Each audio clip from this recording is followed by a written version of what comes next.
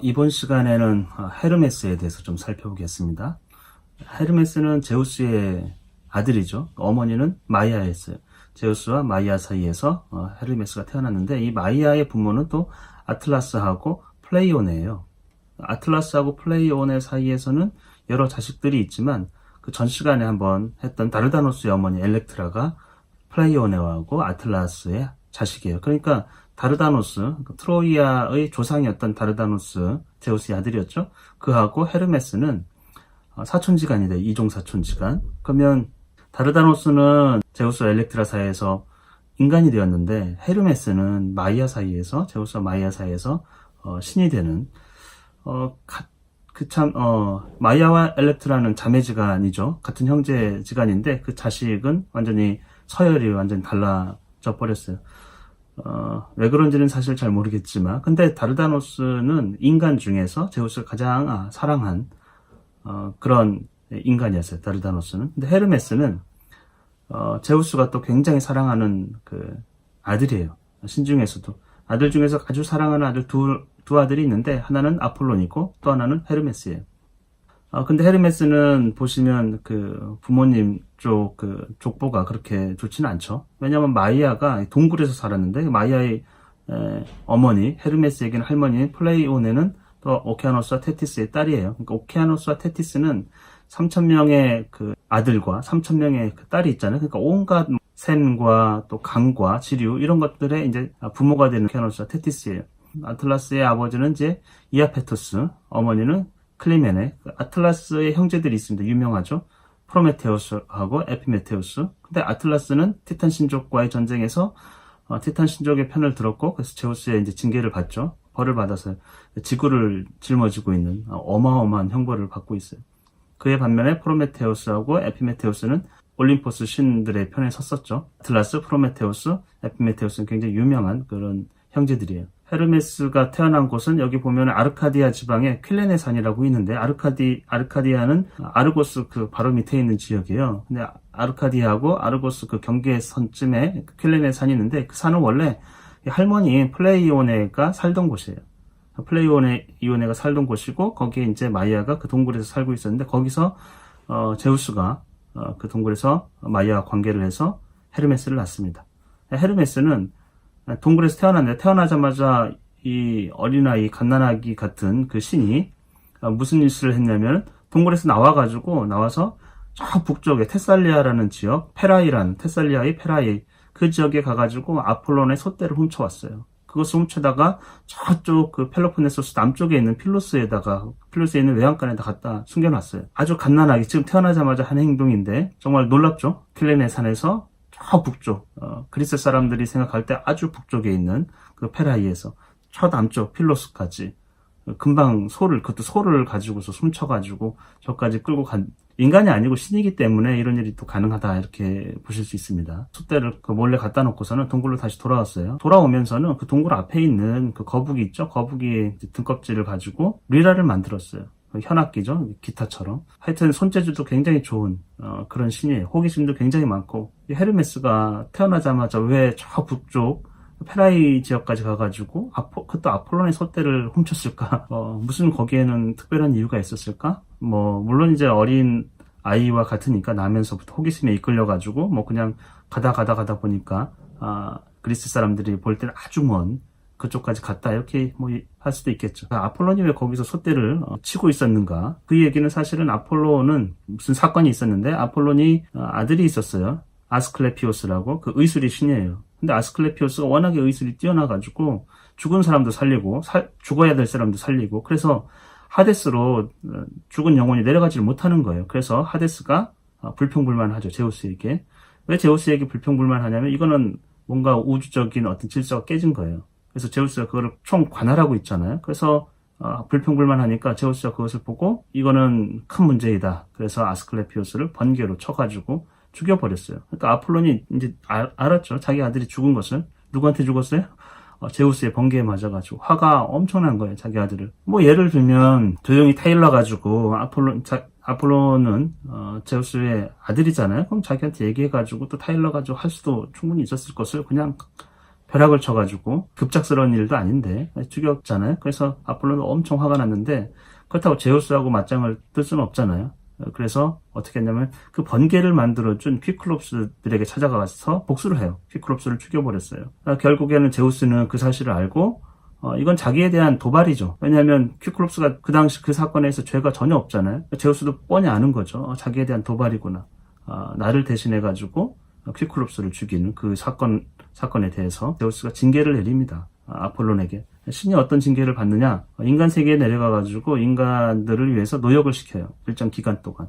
마치 징역살이 하는 것처럼. 그러니까 인간의 몸을 입어가지고 아마도 이제 인간 세계에서 삶을 살겠죠. 능력은, 신적인 능력은 많이 이제 결여된 상태가 될 거예요.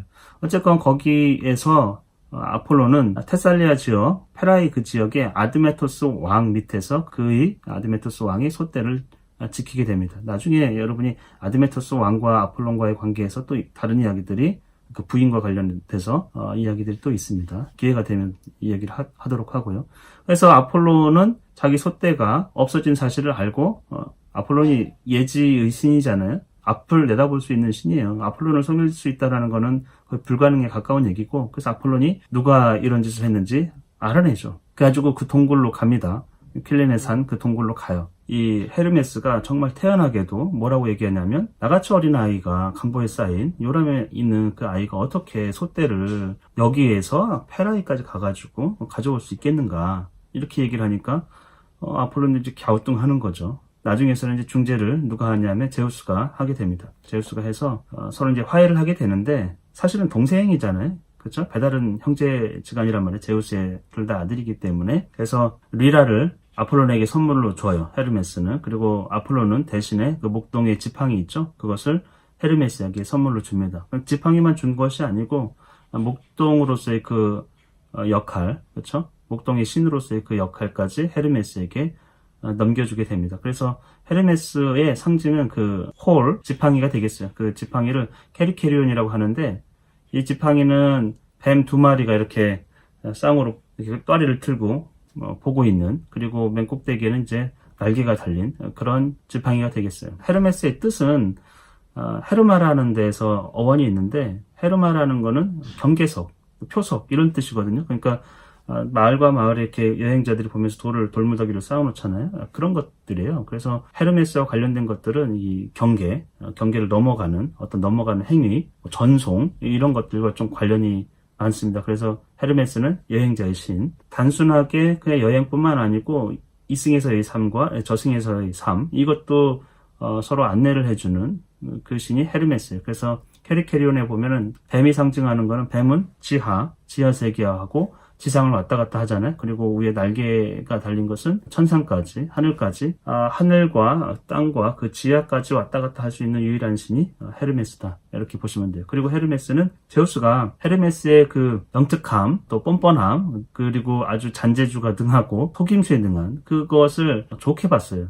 사실 인간이었으면 아들 중에서 꼭 이런 성향의 아들이 있어요. 톰 소여의 모험에 보면 톰 소여 같은 진득하게 뭔가를 하고 올바른 행위나 도덕적인 이런 것과 전혀 관계가 없이 오직 즐거움, 모험, 속임수와 잔재주, 잔머리에 굉장히 능한, 그러면서 쾌활한 그런 아이들이 있죠. 근데 제우스가 자기 아들을 보면서 좋아했어요. 그걸 보고 흡족해가지고 이제 자기의 전령으로 삼습니다. 그리고 헤르메스는 전령으로서 굉장히 빨리 움직여야 되는데, 어렸을 때부터 벌써 퀼렌의 산에서 페라이까지 갔다가 필로스까지 가는 엄청 빠른 속도를 가지고 있어요.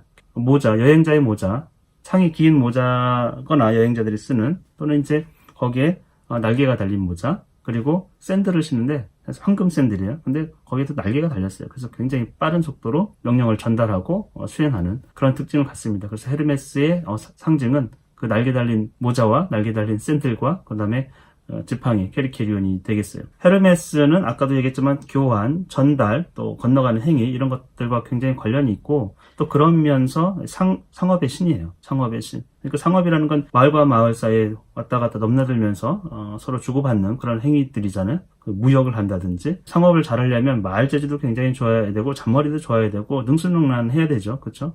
어떤 규칙에 막 딱 법이 그러니까 못해 이런 게 아니잖아요. 상인들의 특성은 그런 신이에요. 그런 거를 대표하는 신이에요. 헤르메스는 부를 가져오는 신이에요. 인간들에게 행운과 부를 가져오는 또 그런 신이에요. 그래서 일리아스에서도 보면은 그런 표현이 많이 있습니다. 그리고 헤르메스는 제우스의 명령을 받고 그 암소로 변한 이오, 제우스가 이오하고 이제 사랑을 나누잖아요. 근데 헤라가 갑자기 와가지고 당황한 제우스가 이오를 암소로 변하게 만들었거든요. 그때 헤라가 그 암소를 지키라고 아르고스라는 눈이 100개 달린 그 괴물 같은 존재를 붙여놔요. 그래서 이오는 꼼짝달싹 못하죠. 그때 헤르메스가 제우스의 명령을 받고 아르고스를 살해를 해요. 어떤 식으로 살해했냐면 이야기를 끊임없이 들려줘가지고 눈이 100개여가지고 덜어는 자더라도 덜어는 떠있잖아요. 그래서 도저히 이거를 감시를 풀 수가 없었는데 헤르메스가 그 모든 것들을 다 채웠어요. 이야기로서 채웠다. 그리고 사실은 또 헤르메스의 그 지팡이 캐리케리온이 사람을 재우기도 하고 또 깨우기도 하는 그런 능력이 있는 지팡이에요.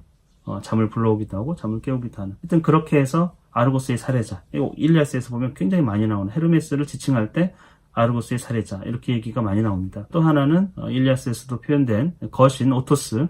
저번에 아레스 신이 오토스하고 에피알데스 형제에게 항아리에 감금돼가지고 있었던 사건이 있었잖아요. 13개월 동안. 그때 아레스를 풀어준 신이 헤르메스예요. 헤르메스가 그들을 속여가지고 몰래 밤을 틈타가지고 구해줬어요. 그러니까 힘으로 안 되는 어떤 것. 오토스와 에피알테스는 너무나 거대하고 힘이 세가지고 다른 신들이 엄두를 좀 못 냈거든요. 아레스를 구해주려고. 그런 거를 능가할 수 있는 그런 신. 그러니까 힘으로서가 아니고 꾀로서 몰래 뭔가를 할 수 있는. 또 헤르메스는 도둑의 신이기도 해요. 도둑에도 인간 세상에 도둑이 있잖아요. 그렇죠? 근데 그것의 신이 또 헤르메스예요. 그런 특성들을 여러 가지로 갖고 있어요. 트로이아 전쟁에 보면 헤르메스의 아들이 지금 참전을 하고 있어요. 신들의 아들들이 많이 참전하는데 헤르메스의 아들도 있어요. 헤르메스의 아들이 일리아스에 보면 16권에 184행에 보면 나와 있습니다. 에오도로스라고. 에오도로스는 아킬레우스 후야 부장이거든요. 그러니까 제2군을 미르미도네스족의 제2군 두 번째 군을 지휘하는 그 장군이에요. 헤르메스는 이 전쟁에서 트로이아 전쟁에서 어느 편에도 굳이 서질 않아요. 거의 중립을 지키고 있어요. 지금 아들이 참전했음에도 불구하고 아들에 대해서 이렇게 관심을 가지고 지켜보거나 보호해주거나 이런 역할도 전혀 없습니다. 명목상으로는 그리스군에 소속돼 있어요. 전쟁에서 신들이 막 참여하면 나갈 때. 근데 보시면 레토 여신하고 이렇게 1대1로 붙을 때 보면 그냥 양보를 해요. 레토 여신에게 힘으로서 나는 이겼다고 그냥 얘기해라. 그러면서 전혀 싸우지 않는. 그리고 또 하나의 중요한 역할은 일리아스에서 가장 이제 헤르메스의 성격 두드러지게 보여주는 장면이 있어요. 그 프리아모스 왕을 만나게 되는 제우스가 마음의 결정을 합니다. 헥토르의 시신을 돌려줄 수 있도록. 그래서 테티스 여신에게 가가지고 아킬레우스를 설득하게 하고, 그렇죠? 헤르메스를 보내가지고 프리아모스 왕이 이제 헥토르의 시신을 가져올 수 있도록 잘 안내를 하라고 해요. 그래서 보시면 첫 번째는 제우스의 명령을 받아요. 헤르메스가. 그리고 나서 어떻게 했냐면 명령을 이제 숙지했겠죠. 전령이에요. 그리고 황금 샌들을 신고 가요. 프리아모스 왕을 안전하게 그리스 군들이 해를 끼치지 못하도록 어떻게 했냐면 재웠어요. 그리스 군들을 다 재웠어요. 그래서 프리아모스를 안전하게 인도를 합니다. 나중에 돌아올 때도 돌아오는 길에서도 책임을 져요. 헤르메스는 여행자의 신이면서 전쟁에서 보면은 중립을 지키면서도 제우스의 명령 그것을 잘 수행하는 굉장히 지혜로운 신이에요. 그 일리아스에서 두 이리스 여신, 무지개 여신으로서 제우스의 명령을 전달하는 그런 전령의 신이 있고 헤르메스는 남신이죠. 근데 좀 차이가 있어요. 이리스 여신은 거의 그냥 녹음기예요. 했던 얘기를 그대로 가서 하거든요. 물론 조금 약간 지혜를 섞어가지고 포세이돈에게 설득을 좀 하는 포세이돈이 이제 전쟁에서 물러나라고 그럴 때는 약간은 있지만 근데 헤르메스는 약간 더 차원이 다르죠. 훨씬 더 주체적이면서 제우스가 한두 마디 하면 그거를 아주 잘 수행하는 녹음기는 아니라는 거예요. 자기가 어떤 말을 하고 어떤 행동을 하고 이런 것들이 자기 스스로 결정하면서 그 일을 완벽하게 잘 수행하는.